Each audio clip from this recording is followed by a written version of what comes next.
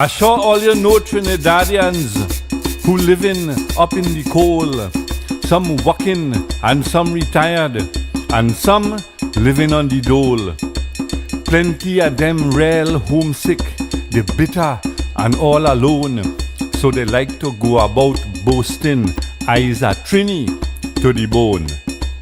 When you see them in foreign, man, you really have to smile if you hear how they talking Yankee like it going out of style. The way some of them does get on, you just have to shake your head. When they hear Atasa or Soca, you will laugh till you're nearly dead. Some of them never sing a kaiso, some of them never touch a pan, but they talking like them is expert on calypso and on steel band.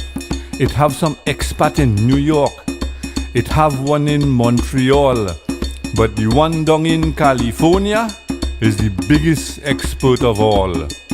On pan on the net and Facebook, man, it really sad to see how all of them move along, bad talking Trinidad. They just run their mouth on this country about the traffic, the flood and crime.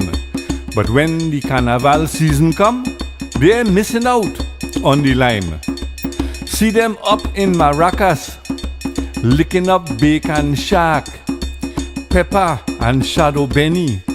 With the doubles, they do Skylark, Mango Chow and Polori, Curry Goat and Bus Up Shot.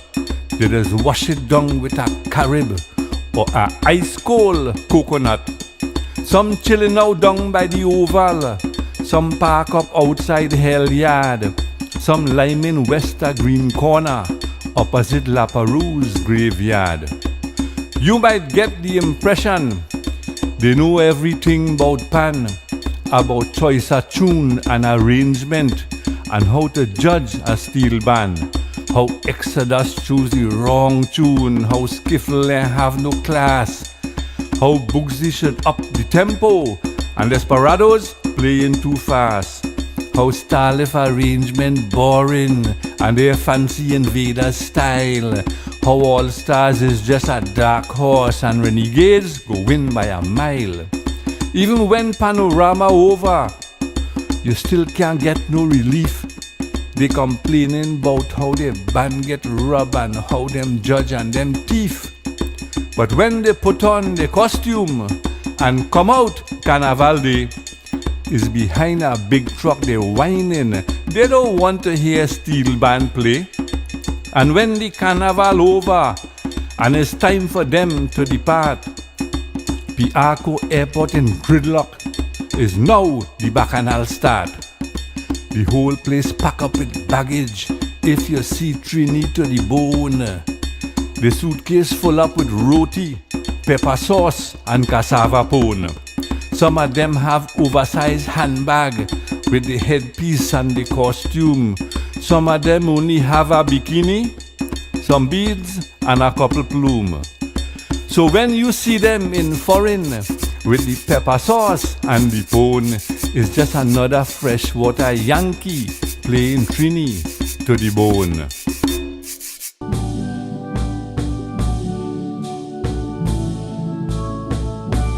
Thursday the 30th of October 1884, a date to remember, the bloodiest day in the history of Trinidad, British colony.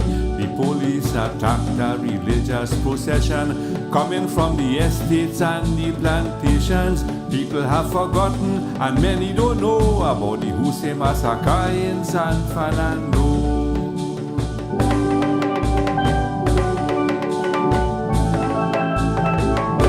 They came in their thousands from all around, a religious procession into the town. From Picton, Trench, Corinth and Palmyra, St. Madeleine, Union Hall and Golconda, Blind Valley, Concord and Bonaventure, Bonaccord, Pleasance and Marabella. They came with their drums to dance and to sing, but little did they know what the day would bring.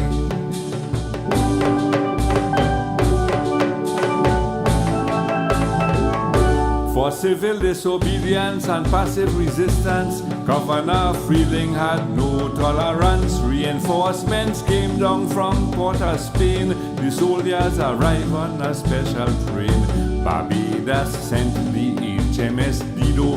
It anchored off the harbor in San Fernando. No matter how many lives would be lost, law and order would be maintained at any cost.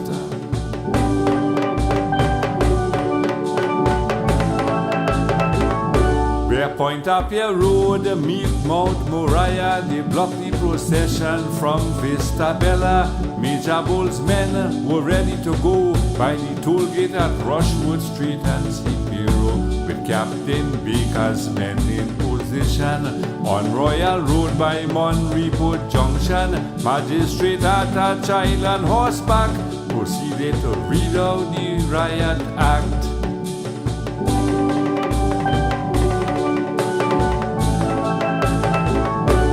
Shooting started about 3 o'clock. People in terror, people in shock. In pools of blood, panic all around. Men, women and children fell to the ground. To the cane fields, people run and hide. That is where some of the wounded died. And in a mass grave, without autopsy, they dumped them in Paradise Cemetery.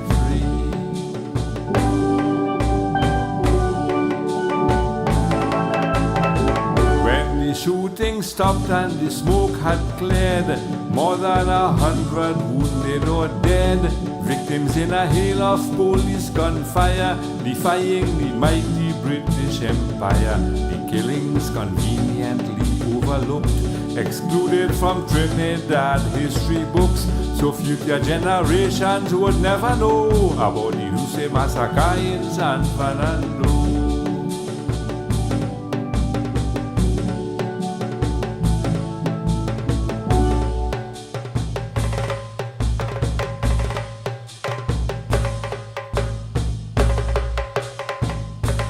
When the Englishman ruled in the last century, Trinidad was just but a slave colony. The African drum he could not understand, so on black people's drumming he put a ban.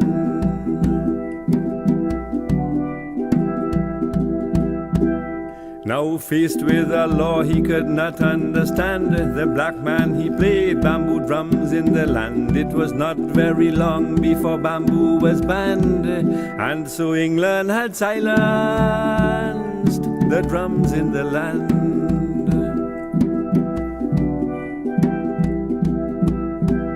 Now sentenced to prison was many a man for daring to play on the drums in the land. So it came to pass that the people began to play bottles and spoons, old pots and tin cans.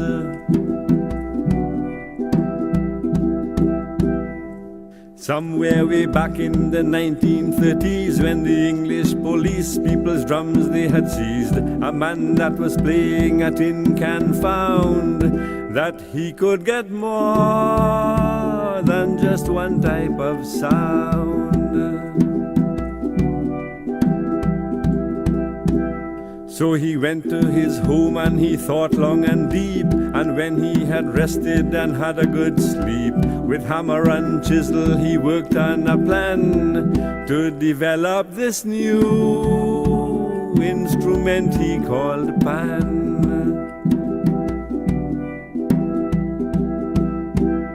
With World War II raging in both sun and rain, in the slums and barrackyards of East Port of Spain, he worked and created with brain and with hand.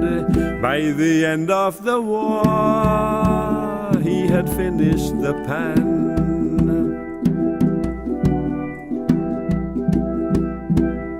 Now all through the land there was festivity. The war had been won by the mother country, so the people they ignored the law of the land, and they danced in the streets to the sound of the pan.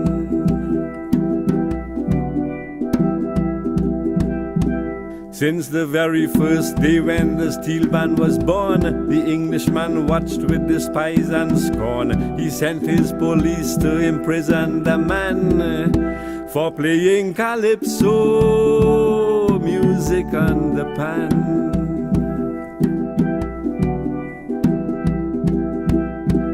But the roots of the pan were so deep and so strong, the pan could not be oppressed very long. Now England has packed up and England has gone, but the pan is still there and the music lives on. Soon the pan spread its wings all over this world. Genius and magic began to unfold. Rich men and poor men, the young and the old, east, west, north and south, pan touched people's soul.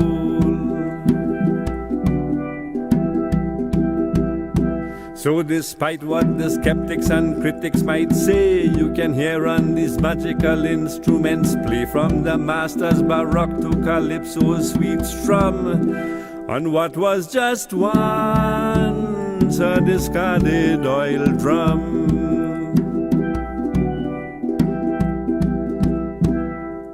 And so today in every blessed land, people sing and they dance to the sound of the pan. So praises and thanks to the Caribbean man for his love and his struggle in creating the pan.